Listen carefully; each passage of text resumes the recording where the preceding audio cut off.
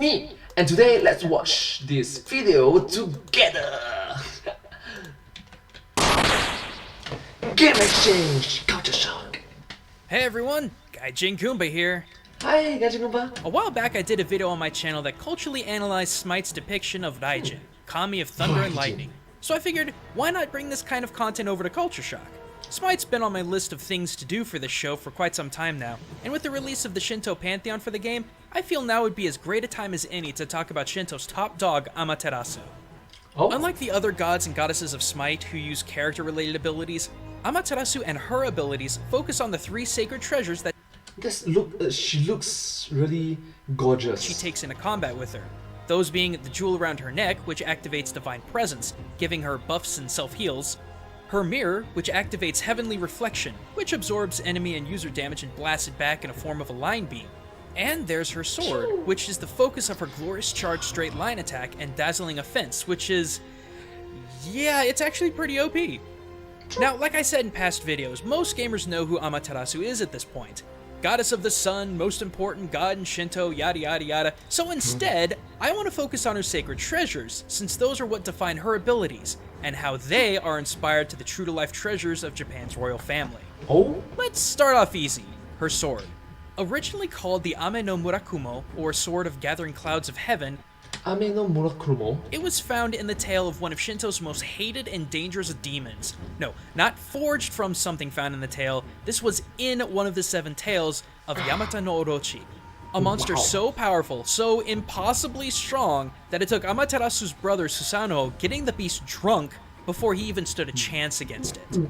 But once he did and decapitated its 7 heads, he found the blade within one of Orochi's tails. Susanoo then presented the blade to Amaterasu in hopes of making amends for burning her golden rice fields out of jealousy from her popularity amongst the other people in Kami. Eventually, the sword alongside the rest of the imperial regalia was passed down from Amaterasu herself to her grandson Ninigi no Mikoto, who in turn was grandfather to Jimmu Tenno, the first emperor of Japan. As of now, it's believed to be housed at Atsuta Jinja Shrine. So, for all the complaining about Amaterasu's glorious charge and dazzling offense, when you consider the weapon came from a beast that even the gods themselves had trouble defeating, it makes sense for it to be so powerful. Next, let's talk about Amaterasu's sacred jewel. It was formed in the shape of a magatama, dating as far back as 14,000 BC, and was a symbol of fortune and a ward against evil.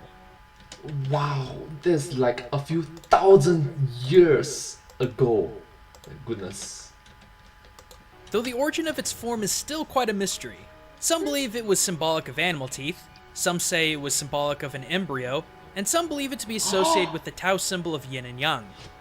Yin Yang. Regardless of its origin, the magatama of imperial regalia, known as the Yasakani no Magatama, was something much more powerful. It was believed to house the soul and power of one spirit, which allowed the next in line who received it to also receive the power of its original holder. Amaterasu's Yasakani no Magatama was presented to her by Izanagi, one of the 2 kami responsible for creating the world itself, and thus bestowed upon her his power and authority to rule. Over time, the Yasakani no Magatama was passed down to generation after generation of emperor, and to this day is still believed to be in the imperial palace in Tokyo. So when you think about it, it actually makes sense for SMITE's version of Amaterasu to have not 1 but 2 different ongoing buffs to switch to. It's not just Amaterasu's divine presence, but Izanagi's as well. Lastly, let's talk about Amaterasu's mirror. Named the Yata no Kagami, or literally 8-handed mirror, Yata no Kagami. It was named due to its 8-pointed pattern, and was used to assist in the baiting of Amaterasu to return herself and her light to the world. See, after Susanoo demolished her fields, killed her assistants, and threw the flayed body of her horse into her home, Amaterasu sealed herself away in a cave known as Ama no Iwato. In her grief and anger, she exiled herself and her light from the world, which was allowed to let demons roam free in the darkness. The kami tried everything they could to get Amaterasu out of that cave. At one point, it was suggested by Omohi Kane, kami of wisdom and intelligence, to gather roosters around the cave, thinking that their crowing would call forth the dawn, but to no avail. Next, the kami placed a large sakaki tree outside the cave and adorned it with magatama jewels and pure white clothing, and finally placed the Yata no Kagami mirror in the middle. And this is the part that SMITE took a few well-reasoned liberties with the lore. Yeah, there was a big flashy party outside the cave with Ama no Uzume, kami of amusement and laughter, dancing on a barrel making a big racket. But she wasn't just dancing. She was actually performing a striptease, which is what got everyone hooting and hollering the loudest. Wow. Okay, I did not expect that from a folklore about thousands of years ago. Okay. This is what got Amaterasu out of that cave. And when she did, the first thing she saw was her beauty and strength reflecting in the Yata no Kagami. Having walked nearly all the way out, it was Ame no Tajikara-o, kami of brute strength, that escorted her completely outside the cave to make sure she wouldn't go back in. So why does this vast, seemingly unrelated story have anything to do with SMITE's Amaterasu and the heavenly reflection ability? Well, because in Shinto, mirrors were symbols of truth and wisdom. As items that reflected back everything that was presented to them, they were symbols of honesty. Items that do not hide or hold anything back from the truth that is reflected on its surface.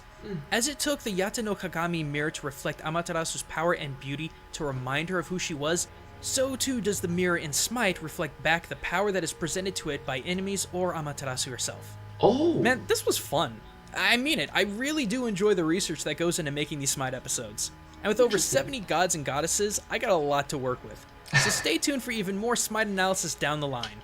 Now, correct me if I'm wrong, but if you clicked on this video, I'm assuming you're into gaming and other geek culture. And if you're looking for some really unique wearable swag to show off your love of nerddom, consider subscribing to Level Up. From the creators of Loot Crate, Level Up is a monthly subscription service that brings popular geek culture attire straight to you. No need to fuss with mall sales clerks asking you every 3 minutes if you need something.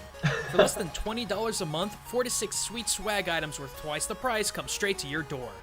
Like Loot Crate, each month has a theme, and each item in the box matches that theme, with this month's theme being Dead, with of course Deadpool leading the charge, followed closely behind by The Walking Dead, with a little Silence of the Lambs mixed in. And next month features the Versus theme, with unique and awesome clothing featuring Batman vs Superman, Super Mario Bros., Captain America Civil War, and more. By supporting Level Up, you will also support Culture Shock and my ability to create unique content that isn't purely reliant on trends. As a creator, you can understand how important that is to me. And besides, Level Up is offering a 10% discount to my viewers. So if you're interested in legit cool and unique gaming and geek gear, go to lootcrate.com/culture2 and enter the code culture2 to get 10% off your subscription. You can also head over there through a link in the description. And if you're looking for even more cultural analysis of SMITE, I covered the newest guide to come to the game, Gaijin, over on my channel. Or there's also Matt's game theory video talking about whether or not the sexy depictions of SMITE's goddesses were on par with their real-life equivalent or not. Okay. But until next time, everyone, this is Gaijin Goombah signing out. Keep it wholesome, keep it family friendly, and thank you so much. Don't forget to subscribe. Thank you so much for watching this video. I hope that this video has been very educational and knowledgeable for you to watch. Hope that it has been very enjoyable and entertaining. Thank you so much. If you do like this video, please remember to like, share, and subscribe to my channel, and comment down below if you have anything to share with us. Don't forget to follow my channel, and I sincerely appreciate and grateful. Thank you for all of your support for me. But hey, that's just a game exchange. Culture Shock. Thanks for watching.